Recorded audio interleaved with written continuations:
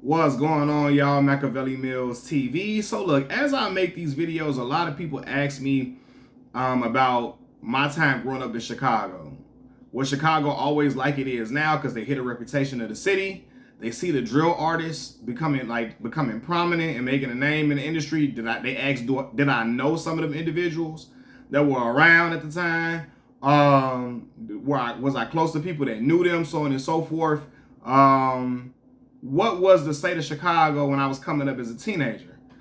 So let me just say this. I grew up, my teenage years, like my high school years, from 14 to 18 was 2007 to 2011, right? I was at Morgan Park High School. So I finished school right before the drill movement really started. Because Keith made bang during my freshman year at Mississippi Valley State University. This was like at the end of 2011. By the time he made 300 and Don't Like, the drill movement was gone, took off. Young Chop them, Dirk them, all them, Microscope was on Chicago. But that was in the second semester of my first year of college. So 2012 is when Don't Like and all of that, 300 and all that took off, right? So I was in high school before the drill movement even got started. I'm gonna say, but not really got started. Dirk them was rapping because Dirk was rapping before Keith. He made Sneak Diss in 2010 and all that. Sneak Dissing was popular. People was always quoting Sneak Dissing on your status. Facebook could get you damaged. People was quoting that on Facebook in 2010, 2011. But it really didn't take off till Keith and them exploded with the Don't Like and all of that. So I was in high school before the drill movement started. Before the drill movement started, shorties was not killing each other like that. Right? Now, you have some incidents here and there, but it really wasn't a whole city full of young kids just shooting and killing each other from block to block, neighborhood wars where they killing each other. Now, it was wars where people was getting jumped on, people was getting their pockets ran, people was getting chased home, chased to the bus stop, chased from the bus stop, getting beat up on the bus, so on and so forth. But it wasn't the killing among shorties. It was killing in Chicago for sure, and I'm not proud of that. Right? It's ignorant bullshit, you know, especially amongst our black people. But I'm just telling y'all what was going on. It was killing that was going on, but it wasn't really prominent amongst the youth like that. It was amongst the older population that was in their 20s and 30s, you know what I'm saying? Stuff like that. So what was popping during that time in Chicago was like games like Point 'em Out, Knock 'em Out, which is ignorant as fuck. Right? And if you don't know what it is, it's when a band of hooligans, little wild, ignorant ass shorties are walking together. They point to one person and they all beat them up and knock them out, right? That was a thing during my time. You know what I mean? Someone like my god brother was a victim of that shit. I was a victim of that. You know what I'm saying? Now I ain't get knocked out, but you know, I got cut open. You know what I'm saying? And I had to get stitched up. So yeah, it was one of them eras where, like, I'm gonna explain this too. Chicago always been a gang banging city. It's nothing that I'm proud of at all. I always say it all the time. Gangs were always here. Certain neighborhoods were certain things. One block could be extremely quiet and peaceful. The next block over could be crazy. 2 blocks down could be in uproar, right? The one string of blocks could be super cool, grass cut and all of that. 2-3 blocks up, the grass never cut, boarded up houses on boarded up houses on some of the blocks, so on and so forth, right? That's just what it was. Now, Chicago is not all crazy and wild. We had a lot of fun times in Chicago. I remember going to the Bud Billiken parade with my auntie. My auntie and them stayed in the Robert Taylor Projects, right? I used to go to the Bud Billiken with her. At the time, we was going a lot with my auntie. We was on 48th in Indiana, the low end. Then we was really Bronzeville neighborhood. Bronzeville neighborhood that's 48th in Indiana, was over there, Bronzeville, whatever. And then rather than the low end, Bronzeville. So then during that time period, we was going to, like, I moved to 87th Street, we was going to the Rink. Like, y'all know the Rink is what Chance the Rapper quoted in that song, "We gon' have a party, we gon' have a juke jam." Bro, I'm telling y'all all the time, I always say this. People went to the Rink not even to skate. It was a roller rink.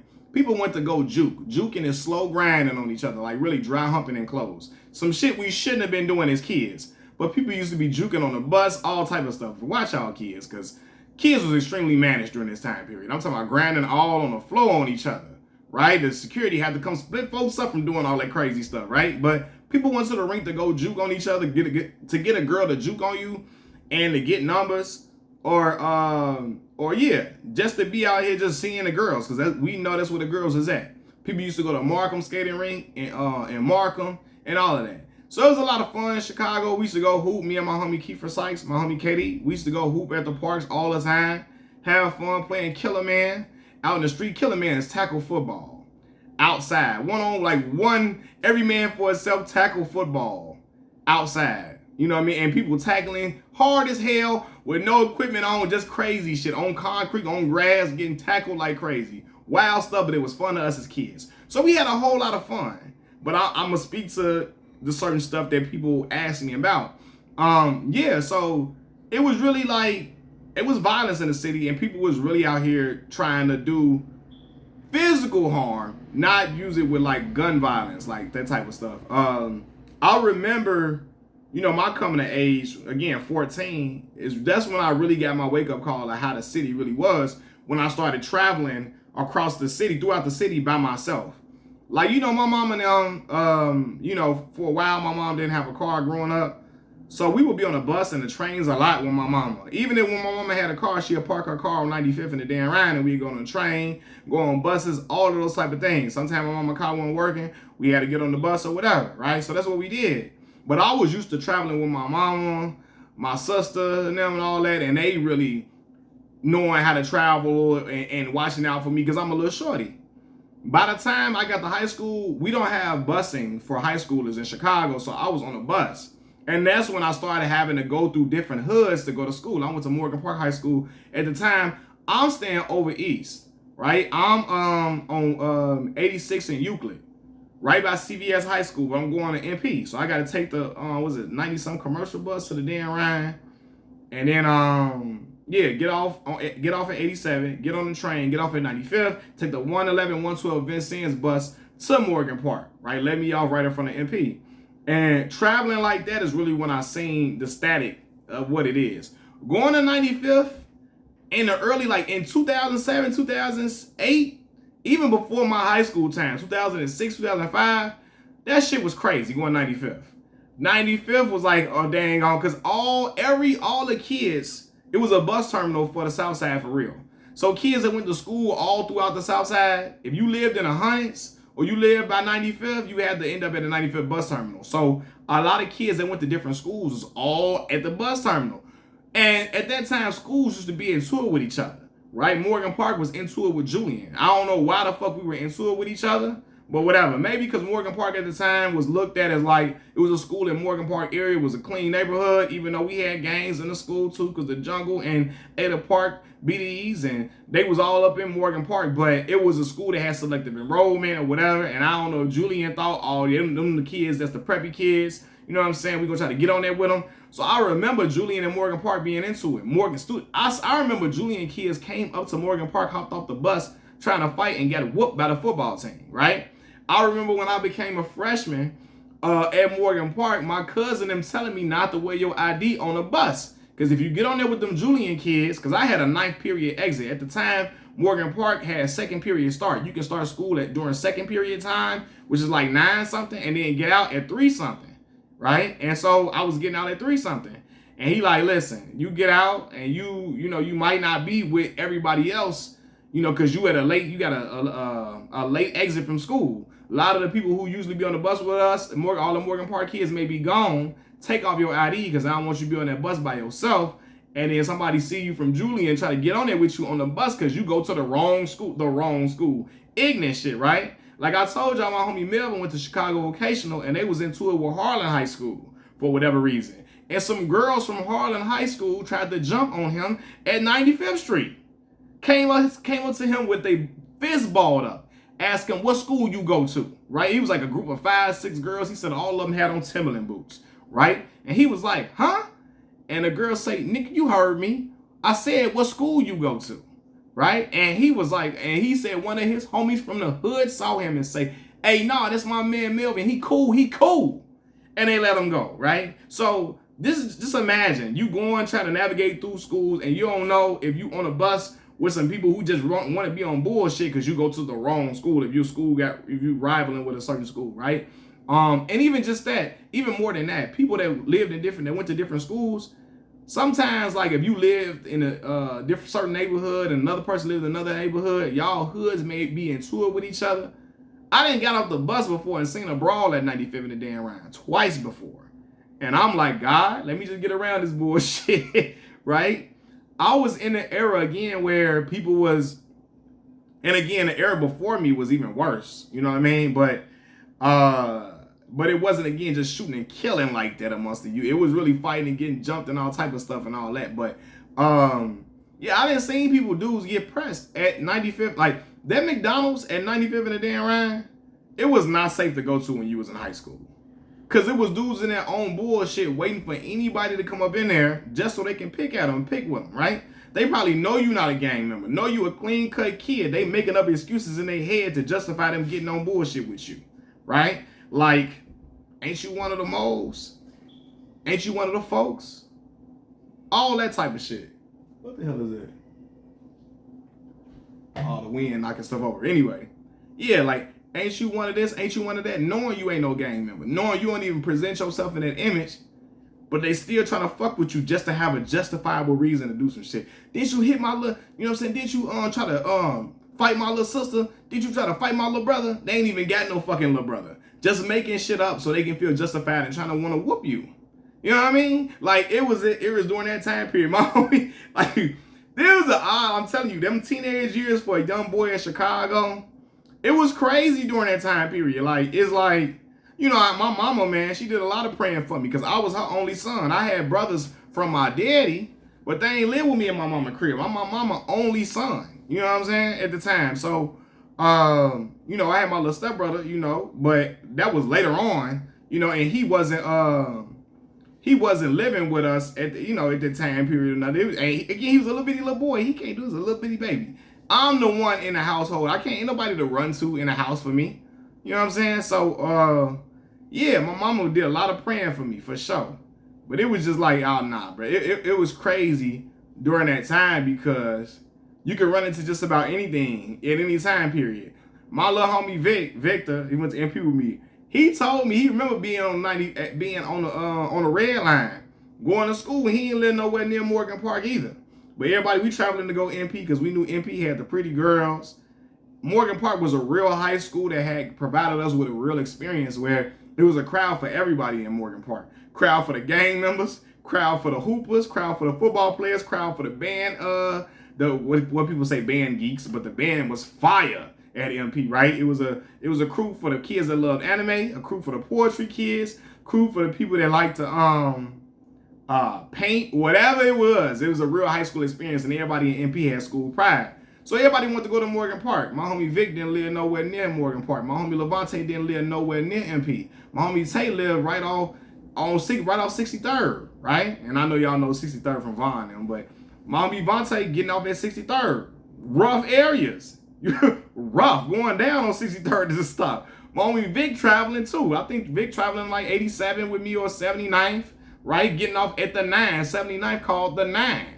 What Chance the Rapper say? Look at the channel from 79 when he say, I stay right off the 9, right? So anyway, my homie Vic telling me being on the train. Dudes get on the bus on bullshit. Like, oh, hey, I need some headphones, man. The next motherfucker I see with headphones in, I'm knocking their ass out and taking them from them. Vic got headphones in. He like, I'm turning the music down and all of that. I'm just trying to listen to what's going on so I can hear them, right? And that's the thing too. My mama used to tell me, you on a bus, on the train, don't be having them headphones on loud. My daddy didn't want me with the headphones in at all on the bus. Because he just feel like you would become a victim. People thinking you're not listening or trying to be on some bullshit with you. At the time, I had an iPad Nano. You know, it was a popular thing at the time, the iPod Nano. The iPods and all that, people used to have a touch iPod and play the little tap game and shit on there in high school. Everybody wanted the touch iPods. And people would steal them. You know what I mean? People would steal them, try to get them from you and all that type of stuff. So, yeah, man, he remember being on the train and some boys was really trying to size him up. But ultimately, I think they fell back for some reason. I forgot what it was, but they fell back. I remember my homie Cody telling me he on a bus. You feel me? And somebody tried to snatch his phone from him on the bus. and him squabbling on the bus and off the bus. You know, just from dude attempting to grab it. He ain't get it, you know, but tried to get it from him. I had my homie had his phone snatched on the bus and snatched from him, where he couldn't even catch up with the dude because the traffic intercepted in a way. You know what I mean? And he was pissed the hell off. So yeah, man, it was just different stuff growing up in Chicago, man. Like, I remember it was times where, you know, when we, like, my homie Melvin, we talk about being on the bus, man, and coming home from school. And, you know, it's always people on the bus, again, shorty's looking for bullshit. He remember being on the bus by himself at times and looking like, oh, I know these shorties finna try to get on something with me. So he looking preppy with the pea coat on, little fitted cap on, looking clean. And they like, hey, what you is, what you is, man? What you is, shorty? What you is? Knowing he ain't in no game, but they just want to start some bullshit, just seeing what he gonna say, just to try to incite some stuff from happening. And some girls really stopped the shit from going down. Now, Melvin went backing down, but the girls really stopped it from going down for real. You know what I'm saying? When he came back to school, the homies that he was cool with at school was looking for the shorties, right? Like, I remember he told me he get on the bus and Mars gonna get him come on the bus like, listen, just the ignorant ass little game banging shorties get on the bus like, I bet this bitch don't make it to the drive. The people on the shorties on the bus saying, I bet the bus don't make it to King Drive. And what they saying is, I'm gonna knock somebody out on this bus. Because if a fight happens on the CTA bus, they gotta cut the bus off, shut the bus down, wait for the people to come, police to come, and all that type of stuff. The bus ride will not continue if somebody gets jumped or beat up on the bus, right? So that's what they saying. I bet you this bitch, meaning the bus, won't make it to the drive. It won't make it to King Drive. So he knew they was gonna jump somebody, right? And I remember my boy Mel tell me, like, at the time he was the only dude on the bus. And he like, fuck, right? And this is bad to say. I can tell my brody say, another dude got on the bus, and then they got him. And he said, I felt so bad for the boy. But I was like, whoo, in my head. He said, I know it's fucked up to say this. I was like, whoo, glad it wasn't me, man. Because it was like, man, and they beat up the dude they got on the bus. I hopped off the bus. And we was even talking about being on the bus when you feel uncomfortable, right? Mars not finna have their back turned to that door. They not gonna be sitting by the door because somebody can easily, shorty used to come and bust off somebody, try to steal something from somebody, steal something out of their hand and jump off the bus if you by the exit doors, right? So rule number one, we not sitting by them exit doors. I'm not sitting to where my back is turned from people behind me because you want to just be able to see what's going around you, unless you're going to sit all the way at the back of the bus. And sometimes the bullshit be at the back of the bus. So I'm sitting on the side seat so I can see everything that's going on because I want to be able to see when I'm coming. And it's just Chicago awareness. And I think it's any place where it's high violence or some gang shit going on, you know, some knucklehead little shorties. I'm scanning the bus looking at everybody. When I get on, I heard Derrick Rose said it on Mav Hoffa podcast. I'm scanning the bus, looking at everybody, listening to voices, trying to see how voices sound. My mama did that, and she taught that to me.